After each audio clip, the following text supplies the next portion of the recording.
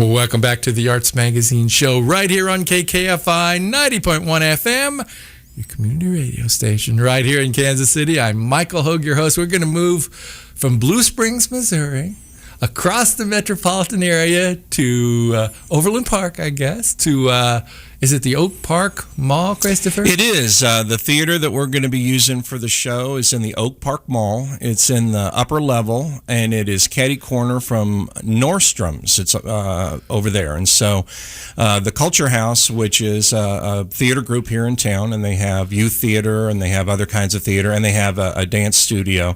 They were donated or given use of two of the storefronts there, and so they have about 100 to 125 seat theater in the Oak Park Mall, and it's kind of a perfect place for the workshop that we're doing for our show, CÆDMON Song. Yeah. We're talking with Christopher Guile. He wrote the book and score and is the director of his production, and I want you to pronounce the name. It's the show is called CÆDMON's Song, and it's got that weird A and the E put together, and but we're calling it, we Americanized it to call it CÆDMON's Song. Yeah. How long ago did they move? They were in Olathe. Well, they're still there, and so they have the Culture House has their main facility in the same spot, and they just have this other facility and store in the mall there, and so they use their main facility, and this is a second facility that they use for events and for smaller shows. So 125 I think it can go up to 125, maybe 135, but it's right around 100 is a good. So it's a great space for all kinds of things. So we're in an era when theaters aren't necessarily in theaters anymore. Correct. The Blue Springs group is in a movie theater. Right. Others are in different places. So being in a mall isn't unusual. It's happened in the past. It has parking right there, and you can run and grab a pretzel. So it's a one-stop shop, yeah. Now, if people want to inquire about tickets, you need to go to their website, I guess, because I couldn't find a phone number. Maybe you didn't want to leave one. So I'm going to spell it out for you, CADMONSmusical.com, CAEDMONMUSICAL.com. That's where you need to go. And of course, in fact, you can go there right now. And sure, do it. You can get information about the show as we're talking about the show. Yeah, we have tickets through Eventbrite. So if you go CADMON's Musical or CADMON's Song on Eventbrite, if you have the Eventbrite app, we have tickets through there too. So okay, speaking with Christopher Guile, boy. It's an interesting sounding story. Talk about miracles. Sure. What is a musical? And do you believe it's a musical? Right.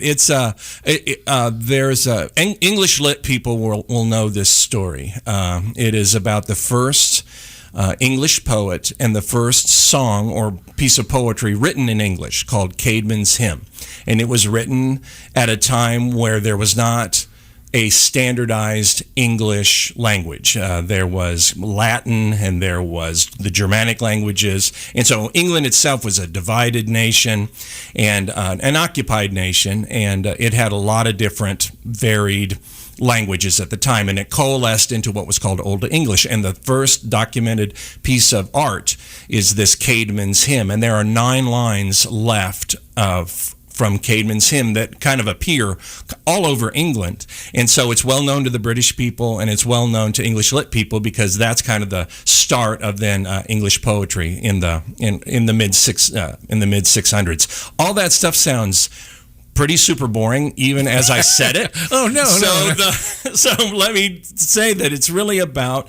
a man who was old, Cædmon of Whitby, and he is a shepherd, and he just works around the abbey, and he works out in the fields, and he's just an old dude. But in his heart, he feels like he wants to sing. But he can never participate with the people at the tavern. He can't participate with anyone. And we've played it up. We've heightened it. It's a musical, so we've heightened it where he tries to sing now and then, and he's terrible at it. And everybody in the village knows this guy should not sing. Stop singing. You're ruining our spontaneous production number that we're doing. And one night the tavern, they have this big song at the tavern. He can't participate, and he gets embarrassed, and he just goes out in the field. And this is part of the account. He goes out in the field, and then an angel comes to him and says, "CÆDMON, I want you to sing me a song." He says, "I don't have the tongue for song." And the angel says, "No, I need you to sing me a song." And from that time on, he comes down from the mountain, and he's able to sing.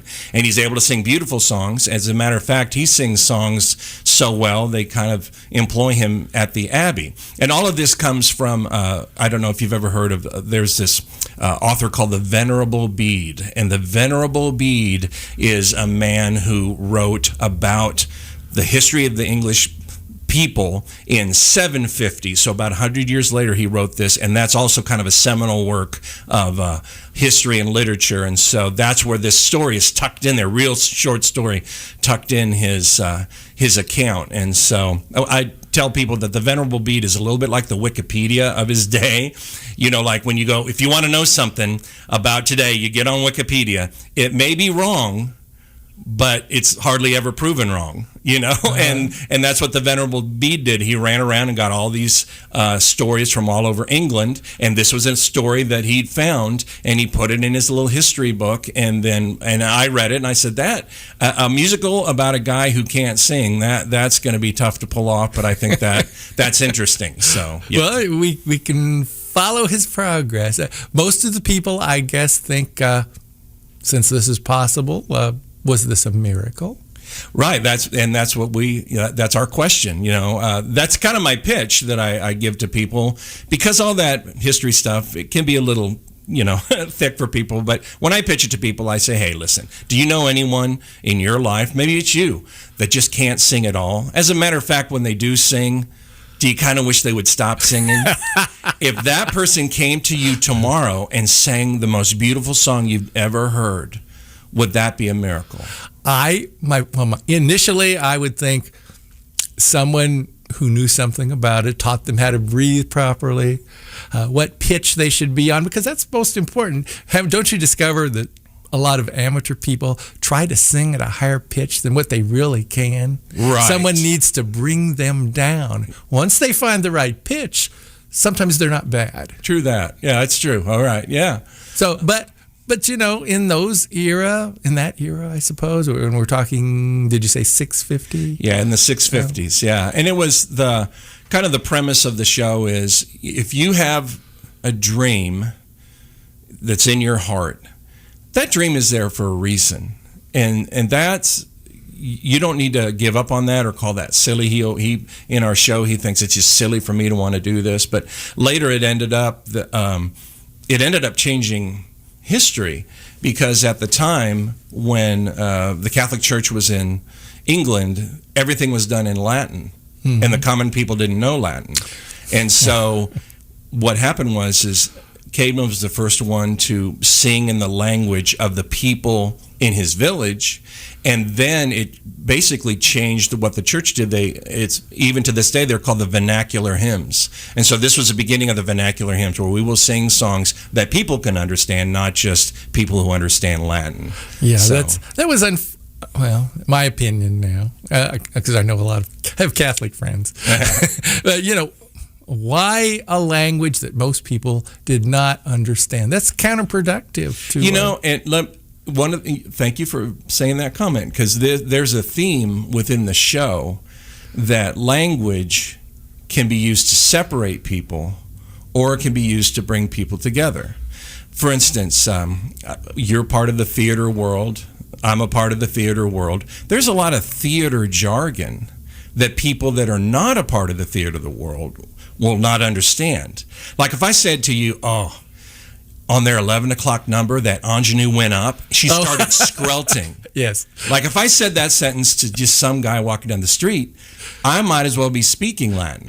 But we understand it because we have a common bond in that.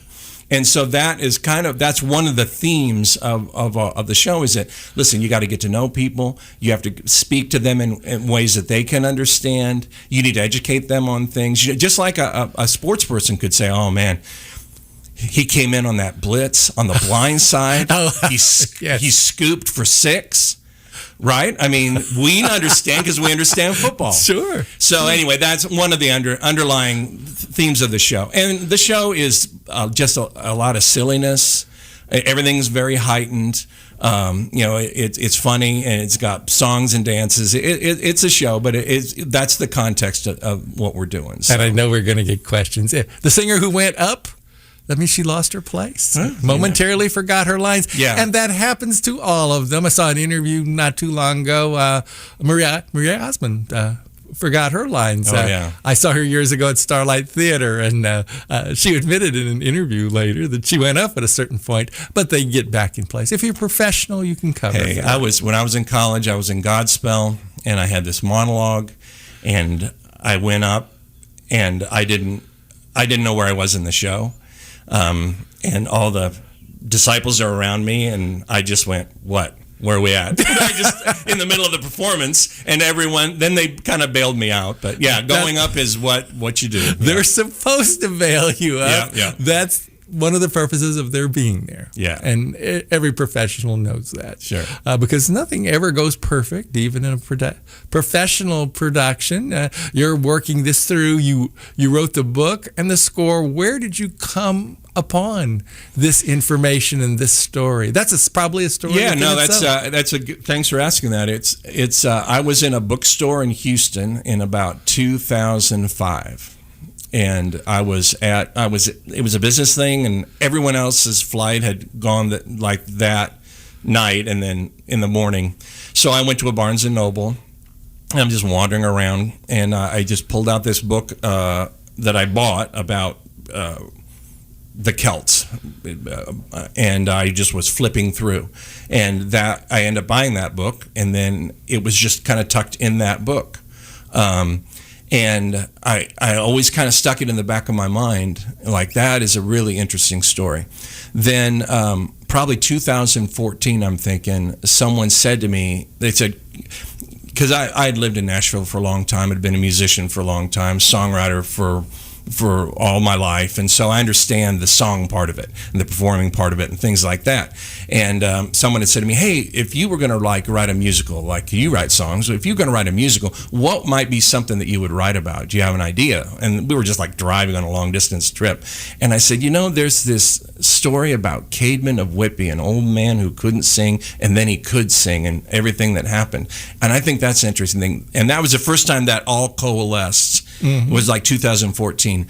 And then I think probably a year later, I wrote the first two songs. I wrote the I Want number, which is the second number of the song, and I wrote the ending number. And I as I looked at them and listened to them, and I understand how songs function, and I said, both of these songs function really well. And that was kind of the beginning of me. So then what I did is I put away all the music stuff, and I said, I don't understand writing a book. Even though I've been in shows and been on the production side of many shows and directed many shows, I've not produced or written a show. And so then I just really worked probably pretty steadily for the next 3 years on the book and the lyrics before I started writing music again. Because I knew that I'd get on my piano and I'd write a bunch of songs, and it wouldn't go together, and I really wanted it to be a story-driven show. And so I worked on the book for a very long time and had a lot of input from a lot of people. And then I had, pretty soon I had 20 pieces of music and 100 pages of script, and we started doing readings, and I had it ready for Fringe 2 years ago, and then Fringe got canceled, and so that helped me flesh it out. I really improved the show after that, and we did a staged reading last fall, and now we're I'm calling it's a workshop version, but it's a fully functioning musical. I've got 12 excellent actors. They are excellent singers. And we're in this space. It's an intimate space, and there's the songs and the acting is just right in your lap.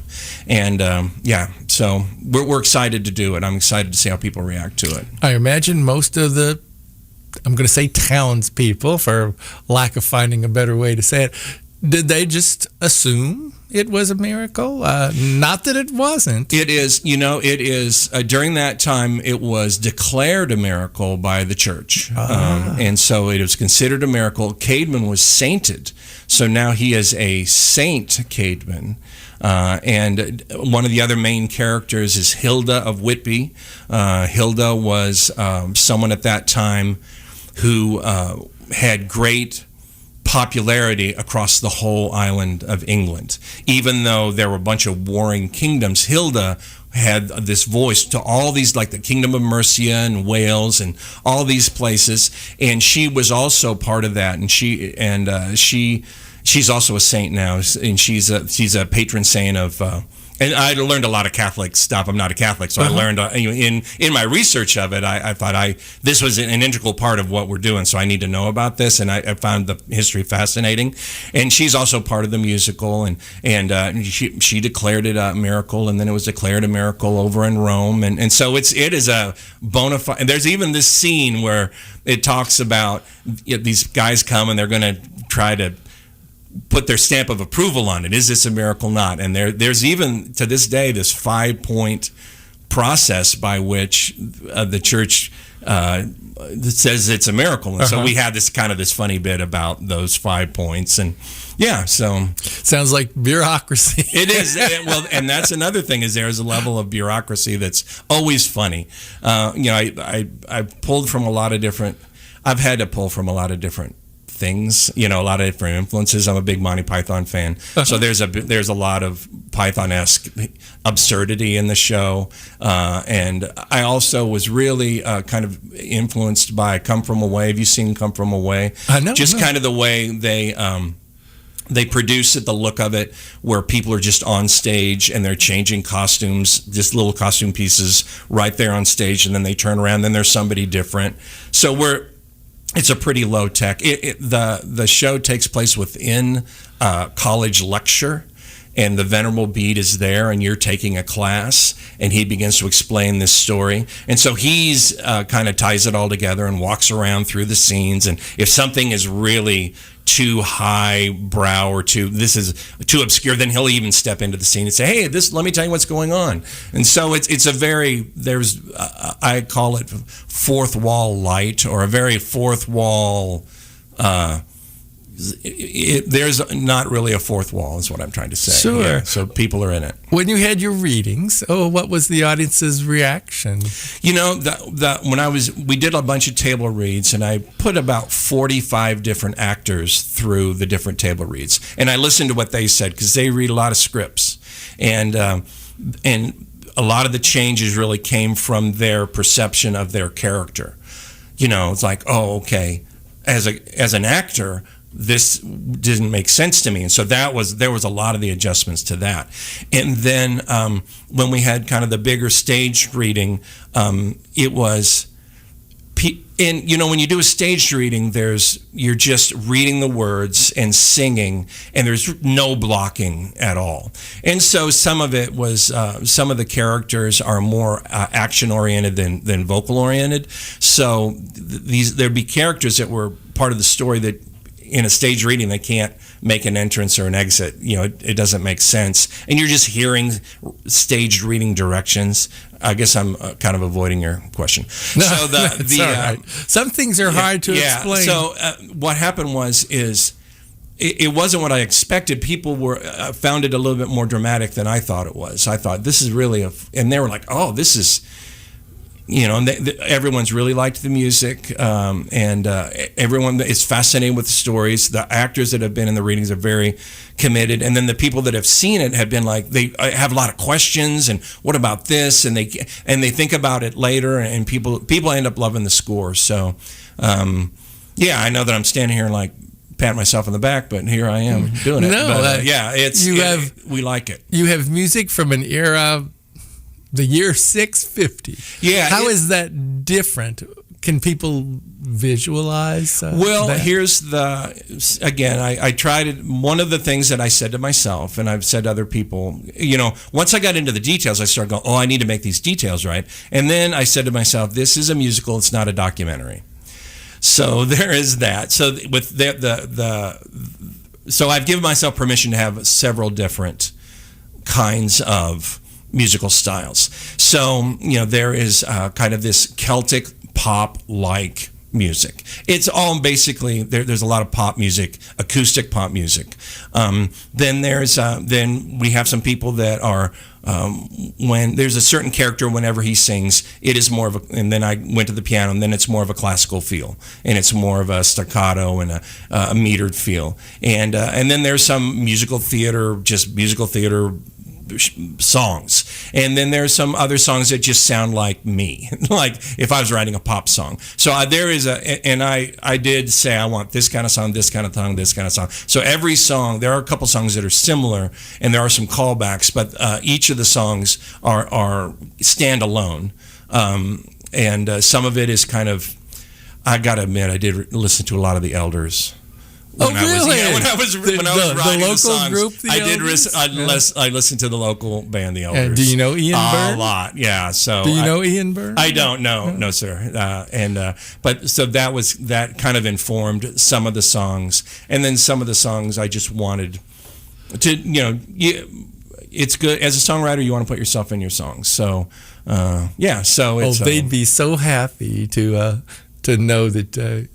You got especially, I tell you, the Elders. one thing that influenced me the most is the way the Elders use the other instruments, like the violin and the flute, and they have those lines running through their songs. That was the thing that I said I gotta do that. So there's a lot of flute and lute and I don't have a violin, but just the way they have a secondary melody running through the song, I really just ripped that straight off of their out of their book, because that's one of the things I love about the Elders. So. Oh, that's a great group. Him being from Ireland, and right. His wife, of course, is the lovely Kathy Quinn, the longtime great reporter for Fox 4 News here in town. And they sang at the last. They sang a cappella at the KKFI birthday party a few years ago. Oh yeah. Well, that great group. Yeah, again, I really want to give it up to our cast is very experienced. We have they're all local actors. And they've done a lot of things in a lot of community theater, and even at Musical Theater Heritage. And so we have 6 men and 6 women, and there's just some really, really great singing. And there's dancing, and it's just a good bunch of silliness with a tiny bit of lesson in there. So okay, I'm going to give the website again. It's CÆDMON Musical. Yeah. No the in there. CÆDMON, it's CÆDMON Musical, yeah. .com, and it'll be happening on these dates, Thursday the 24th, just around the corner. Yeah, it is. We're opening on Thursday, yeah. 7 o'clock p.m., Friday the 25th at 7, Saturday the 26th at 2 o'clock p.m.? Yes. And Sunday, I was confused. Is there a Sunday matinee as well? It's Saturday at 2, Saturday at 7. Oh, Saturday at 7. There's 2 of them. We have a 2-show day. Look at your website. Yeah. Okay. And then a 2 o'clock Sunday. Yeah. Okay. At 2 o'clock p.m. at the Culture House space in the Oak Park Mall. It's by Nordstrom's. You told me where. In the Nordstrom wing. Yeah, upstairs. Yeah. In Overland Park, the zip code, if you want to MapQuest things, you need the zip code, 66214. And, of course, the Oak Park Mall is at 11149 West 95th Street. CÆDMON, the musical, came from things you've read and heard and all of that, and took enough initiative to write the book. And for those of you who don't know, that's the story, the lines, things like that. And the score, of course, is the music. Some people even break it down between lyrics and all that. But you considered lyrics, it sounded like you said. The book is just all the dialogue and all the lyrics. Every bit of the words is the book. And so I wrote all the words, yeah. Now, how would you like them to contact you? Yeah, they can, if they go to CAIDMONmusical.com, there's a place that you can contact. You can also email me, Chris at chrisgeilmusic.com, CHRISGEIL music. We're on Instagram and Facebook and all the interwebs. Yeah, so Another new musical. come on out. Yeah. For you to have an opportunity to see. New things are popping up all over the place. Right, yeah. I've been trying to keep into contact with the other writers in town. The Sparkle Tones are happening over at Krista Eiler's musical is happening, and so there's writers and new works in town. So that's great. I was concerned that after the pandemic things would be very slow and some wouldn't come back at all, but we only have a minute, so I'm going to have to roll. Thank you, Chris. Yeah, you bet. Christopher Guile is with us. He is the director. He wrote the book and the score of CÆDMON Song. You can catch that at CAEDMONmusical.com, and it's spelled CAEDMON. CAEDMONmusical.com. Thanks so much for being with us. Thanks, man. Telling us about your project. Appreciate it. The Jazz Canadian is with us. He'll be playing some great jazz for us this afternoon. Jazz from 1 to 3.